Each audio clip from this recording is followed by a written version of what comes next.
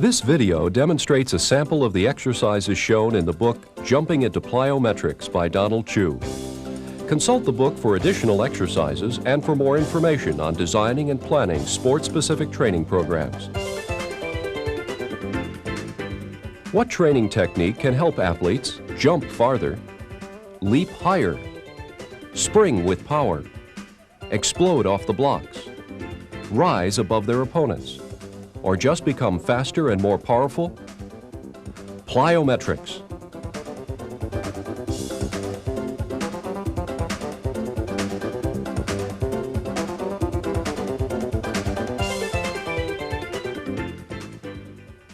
In this video, you'll learn the basics of a good plyometric training program, and we'll demonstrate exercises from each of the 7 plyometric classifications.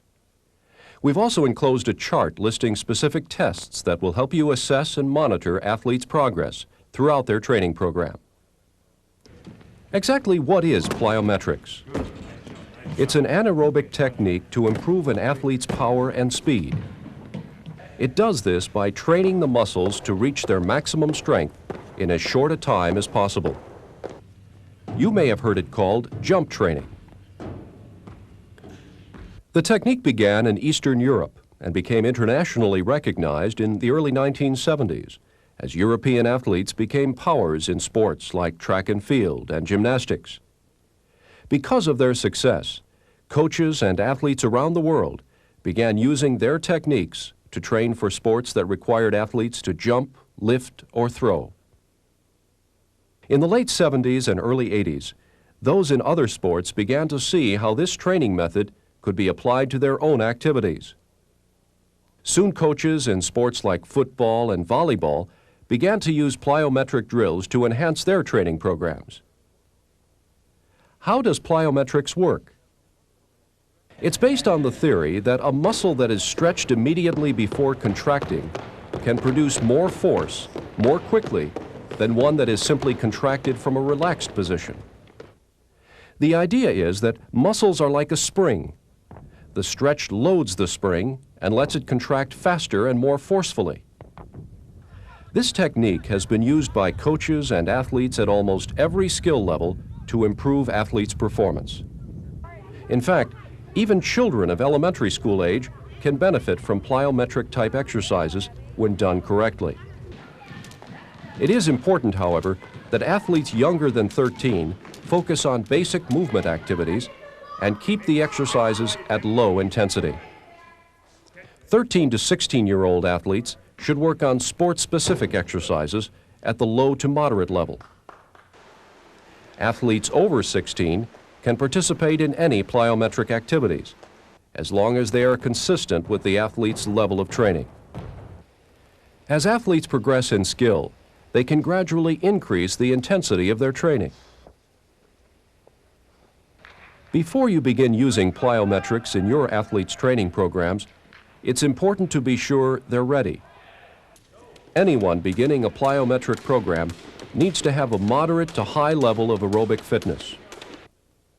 Athletes also should be participating in a good all-around conditioning program before they begin plyometric training. They need a reasonable amount of flexibility. Both static stretching and safe ballistic stretching can contribute significantly to the safety and success of your plyometric program. Strength is crucial to a successful plyometrics program. The more intense plyometric exercises become, the more strength is required. 3 simple tests can help you determine if athletes are ready for plyometric training. The first 2 exercises test lower body strength and power. Begin with a 1-repetition maximum parallel squat. The purpose of this test is to determine the maximum amount of weight the athlete can lift one time doing a back squat. To do the squat, the athlete stands with his back to a barbell that is resting on a rack at shoulder height and lifts the barbell to rest on his shoulders. He bends at the hips and knees until his thighs are parallel to the floor, then returns to the starting position. The athlete should be able to lift at least 75% of his body weight to participate in plyometric training. The second test is a 5-repetition parallel squat at 60% body weight. The athlete performs 5 squats with a barbell, weighted equal to 60% of his body weight. The goal is to do the squats within 5 seconds. To test upper body strength and power, use the hand clap push-up. The athlete begins in the push-up position. He then pushes off the floor with both hands and brings his hands together before returning them to the floor. If the athlete can complete 5 or more push-ups, he is ready to begin upper body plyometric training. If an athlete cannot complete these tests successfully, you know that resistance work is still a major requirement of training, or even a prerequisite to undergoing high-intensity plyometrics. Strength work alone might improve performance if the athlete is deficient in these areas.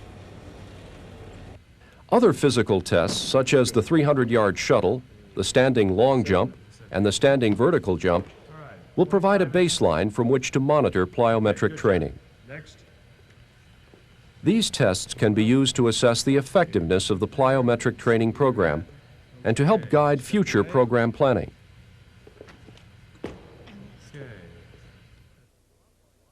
In a later section, we'll outline tests for following an athlete's progress in such specific areas as acceleration or start speed. Tests are best used to monitor an individual's progress, but the results can also be used to provide an overall evaluation of the athlete's skill level.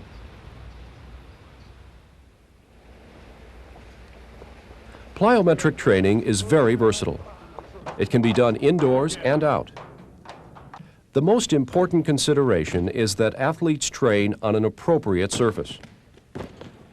Make sure there is plenty of space and a yielding surface like wrestling mats, a wooden volleyball or basketball floor, and grass or a synthetic playing field. Never do plyometric training on concrete surfaces.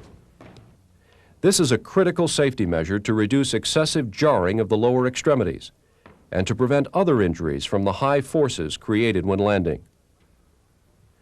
Wearing the right kind of shoes is also very important to prevent injury.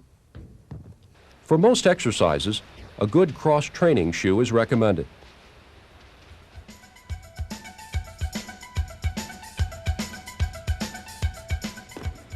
An advantage of plyometric training is that it requires little equipment. However, the use of equipment can provide variety and promote more interest.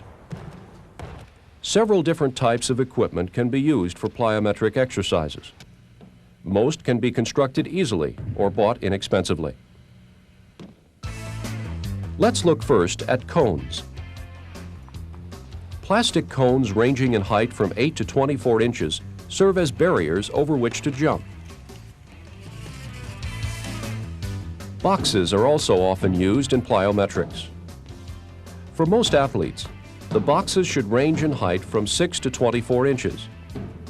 Boxes up to 42 inches may be used for elite athletes with a strong weight training background. Many plyometric programs use various other equipment, such as foam barriers and cone and dowel barriers, to add variety to their training.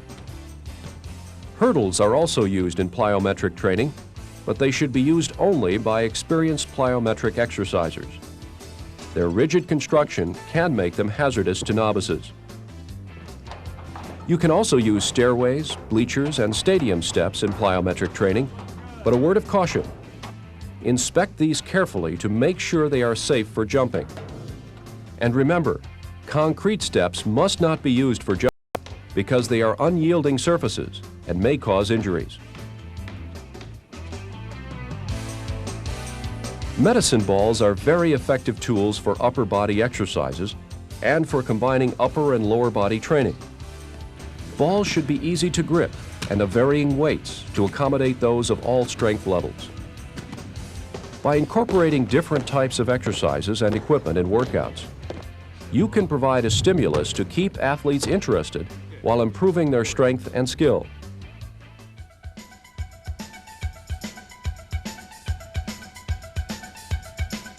In this section, we'll show examples from the 7 major classifications of plyometric exercises. jumps in place, standing jumps, multiple jumps, box drills, depth jumps, bounding, and medicine ball exercises. The exercises you choose to incorporate into your athlete's training program will depend on their goals, their age, their experience, and their strength. In each classification, the exercises are arranged according to intensity. The lowest intensity exercises rate 1 on the scale, and the highest rate 5. It is important to choose exercises that correspond to athletes' levels of training. Don't attempt too much too soon. As the athletes become stronger and more skilled, you can add new and more difficult exercises to the program.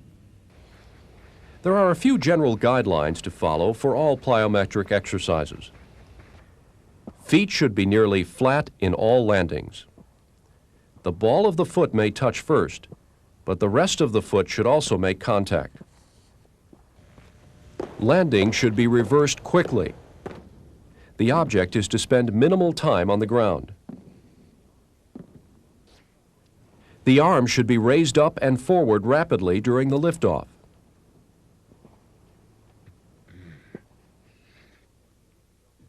We'll begin by showing you 3 jumps in place exercises.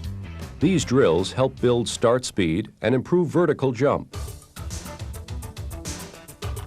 For this jump in place exercise, start on one foot between 2 cones placed 3 to 4 feet apart. Hop from one foot to the other, landing on the right foot next to the right cone, then the left foot next to the left cone. Continue hopping back and forth.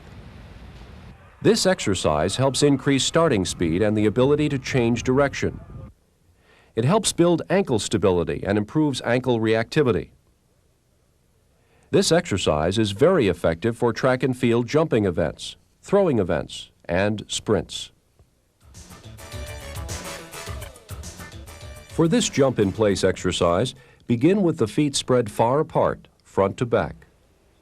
The front leg should be bent 90 degrees at the hip and 90 degrees at the knee. Jump up using the arms to help lift and hold the split squat position.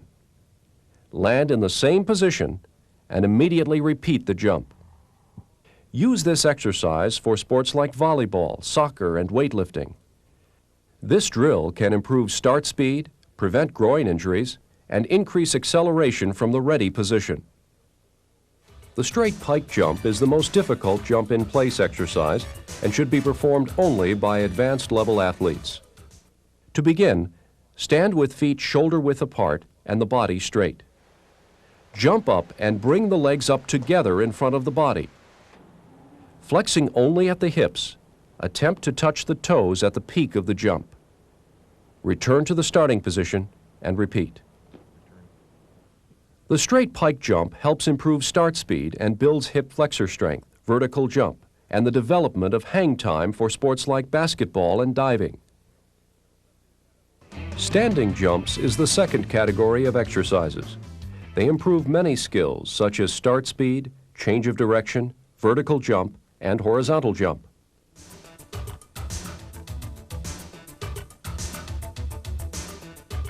This standing jump exercise requires a mat or a sand pit for landing.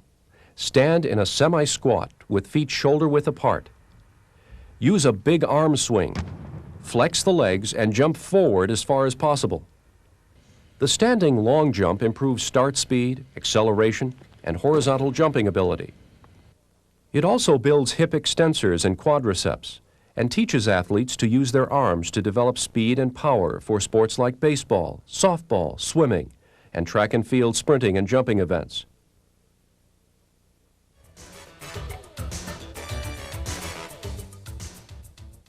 For this standing jump, stand with one foot slightly in front of the other. Use 3 steps in a continuous motion to simulate a takeoff. Complete the 3 steps with a quick, quicker, quickest rhythm. Then explode vertically off the last one. Emphasize the action of takeoff and make the motion crisp. Immediately after landing, step right into the next sequence of steps. Continue for 40 meters. Used for improving start speed and vertical jump, the 1-2-3 drill develops rhythm and coordination for the vertical jump and increases total body coordination for track and field jumping events.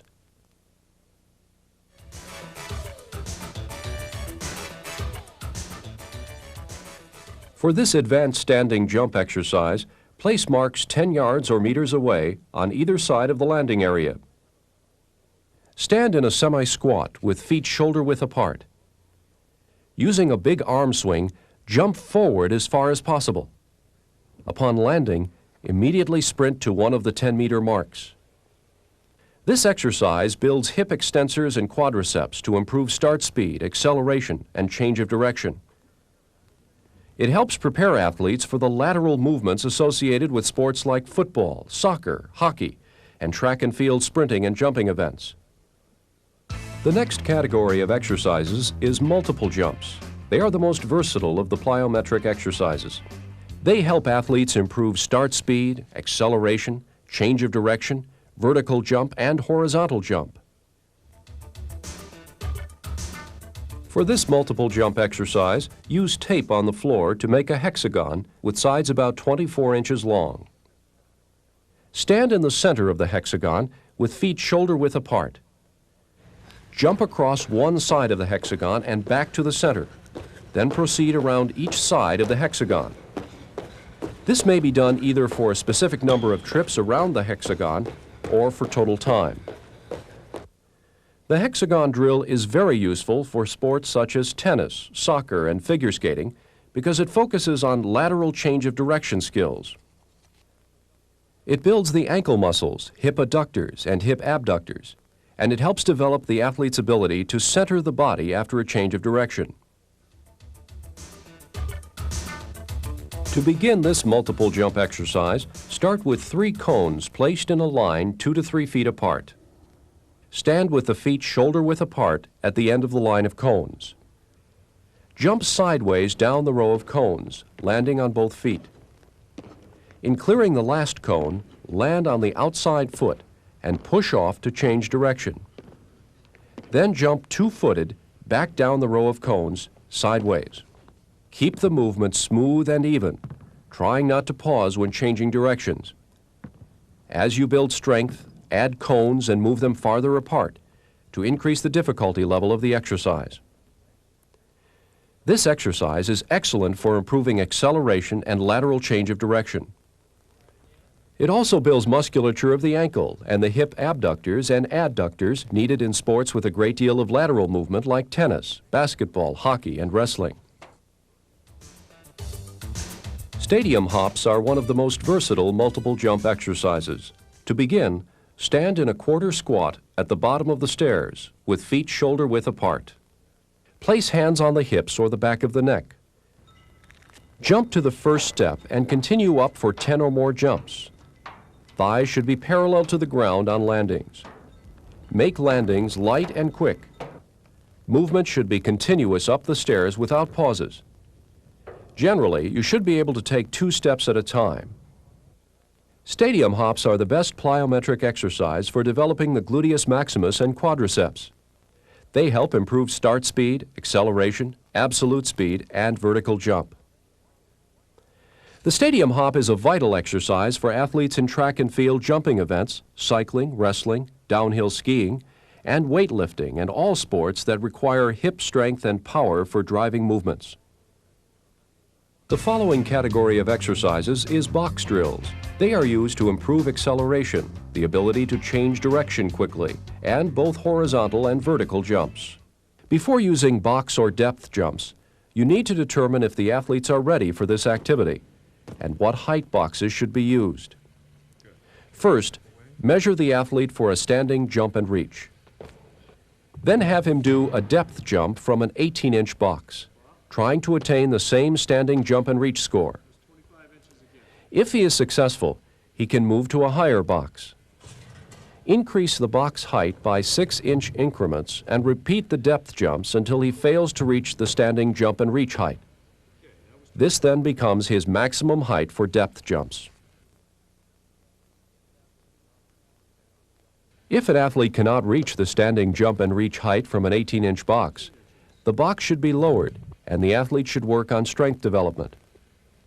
An athlete who cannot rebound from a basic height of 18 inches may not have the musculoskeletal readiness for depth jumping.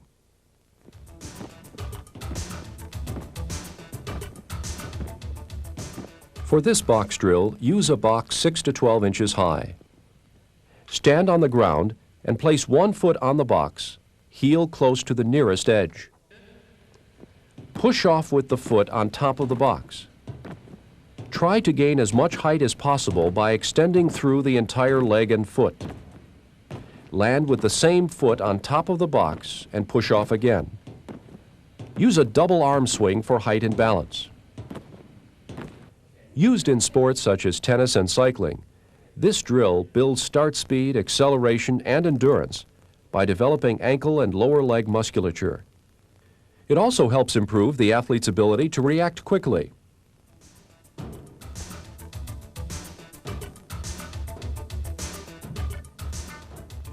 This box drill exercise requires a box 12 inches high, 20 inches wide, and 30 inches deep. Stand at the side of the box with feet shoulder width apart.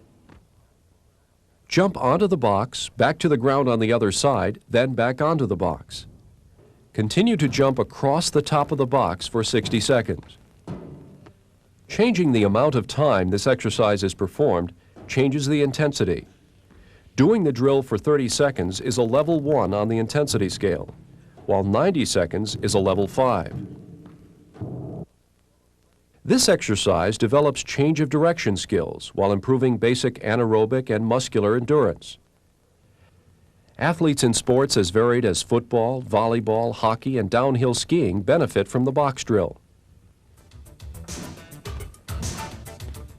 For this advanced box drill, start with a row of 3 boxes all the same height. The height chosen is determined by the athlete's skill level. Stand in a deep squat position with feet shoulder width apart at the end of the row of boxes. Jump to the first box, landing softly in a squat position. Maintaining the squat, jump off the box on the other side and immediately onto the next one. Proceed through the rest of the boxes. Keep hands on the hips or behind the head. This exercise is similar to stadium hops in isolating the lower extremities for multiple explosions. Squat jumps help build start speed, acceleration, and vertical jump for sports such as volleyball, wrestling, and weightlifting. The next category of exercises, depth jumps, contains the most intense of the plyometric exercises. They can improve athletes' start speed, change of direction, and vertical jump.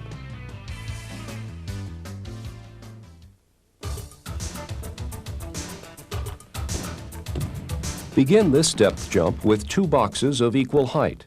They should be placed about 2 feet apart for athletes beginning a plyometrics training program. For added difficulty, you can increase the height or the distance between the boxes. Stand on one box facing the second box. Keep the toes close to the front edge and feet shoulder width apart. Step off the box, landing on both feet, and jump onto the second box, landing lightly. The jump from the ground should be as quick as possible. Used to improve start speed and vertical jump for sports such as diving, volleyball, and track and field jumping events, this depth jump helps develop muscles of the lower leg and the quadriceps. It also helps improve reaction time and provides a reference for measuring improvement.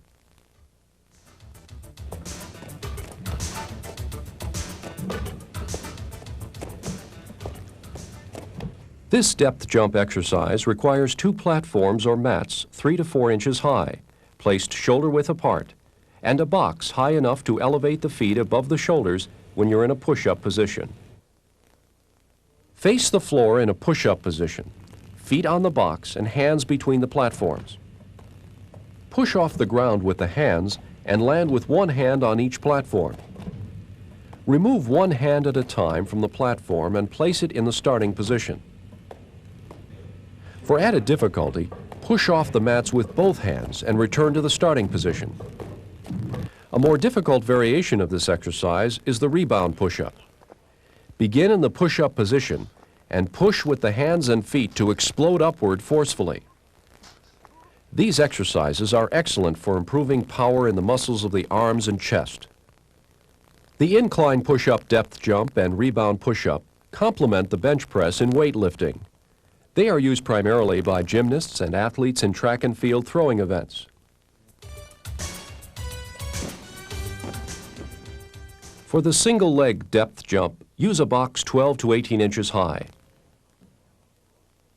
Stand on the box, toes close to the edge.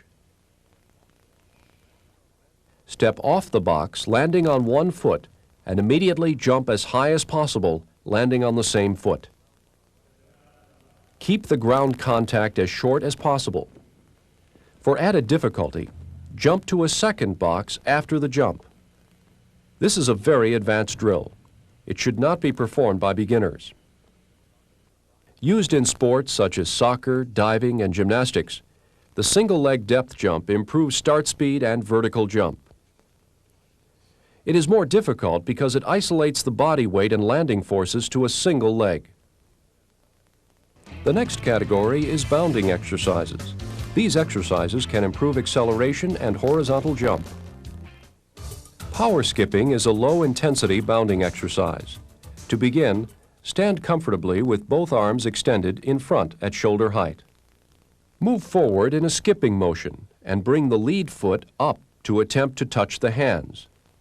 Repeat the motion with the opposite leg and continue skipping for the prescribed distance. This exercise is an excellent warm-up activity because it provides total lower extremity involvement. It helps improve acceleration, absolute speed, and leg turnover in running.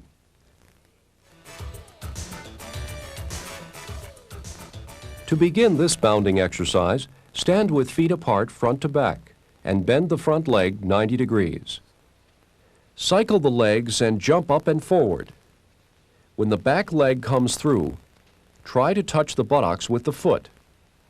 Land in the split squat position and immediately do another cycle.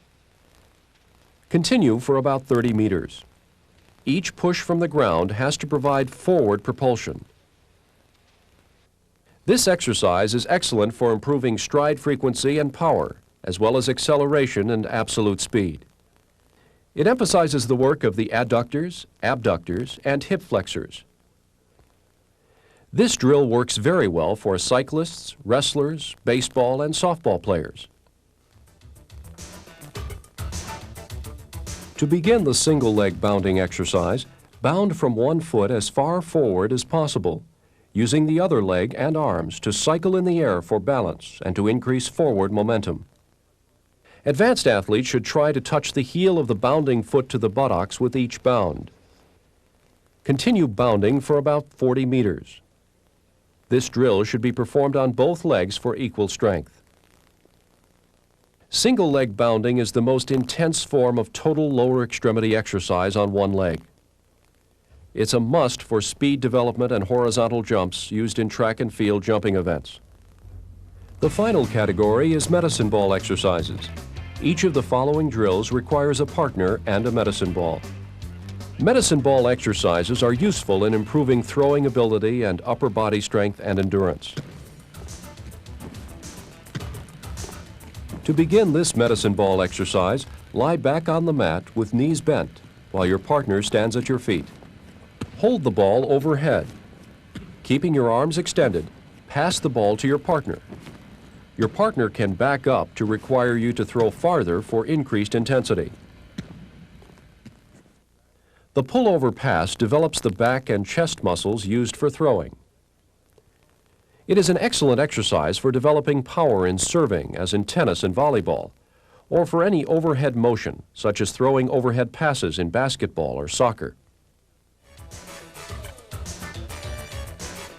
For the kneeling side throw medicine ball exercise, kneel facing your partner, who is about 3 meters away.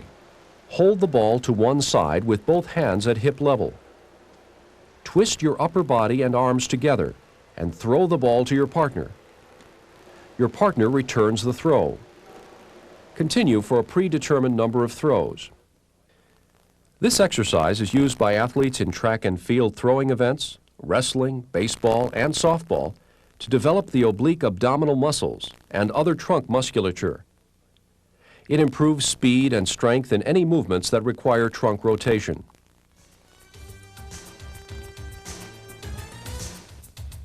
For this medicine ball exercise, you also need a box 12 to 42 inches high and a high object like a basketball goal.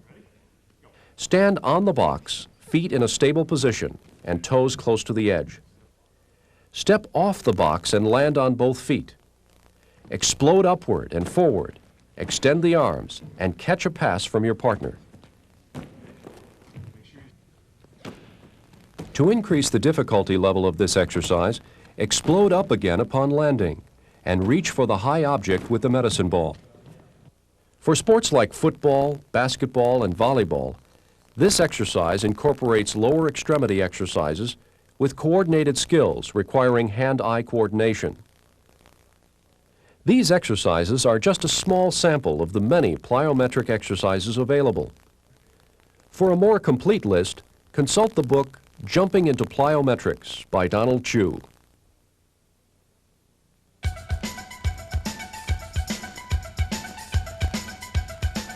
The best way to develop effective programs for your athletes is to test their abilities based on the skill they need to improve. The assessment and progress chart included in the video package shows simple tests that you can use to assess and monitor your athlete's strengths and weaknesses in 5 categories: start speed, acceleration, change of direction, vertical jump, and horizontal jump.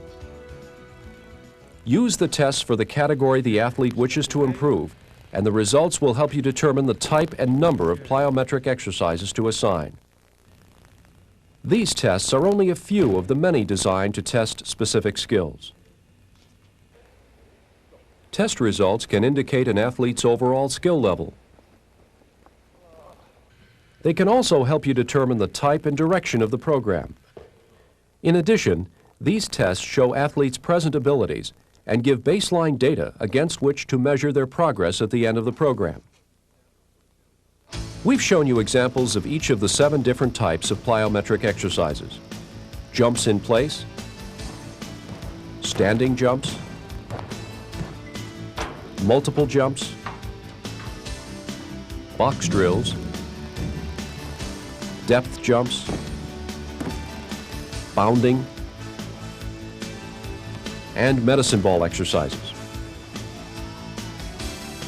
Being able to perform the skills shown in this video is only the beginning. Learning the fine points requires further study and a great deal of experimentation. Plyometrics can help improve an athlete's performance in just about any sport. The challenge is to incorporate the information presented here into a program that works best for you and your athletes.